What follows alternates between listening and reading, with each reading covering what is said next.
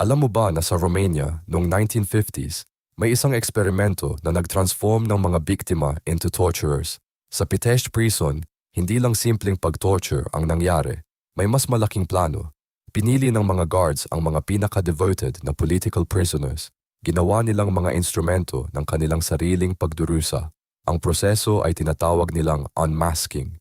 Pinilit ang mga prisoners na mag-confess ng mga kasalanang hindi naman nila ginawa, na i-denounce ang kanilang mga pamilya, nasiraan ang kanilang mga pinakamahal na beliefs.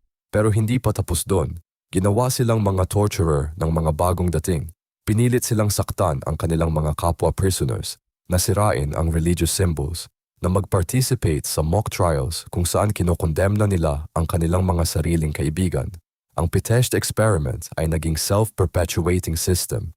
Ang mga biktima ay naging perpetrators. Nagpatunay ito kung paano ang totalitarian regimes ay nakakasira ng human soul.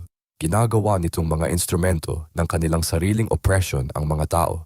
Isang systematic mind control program na nagbago sa nature ng humanity mismo.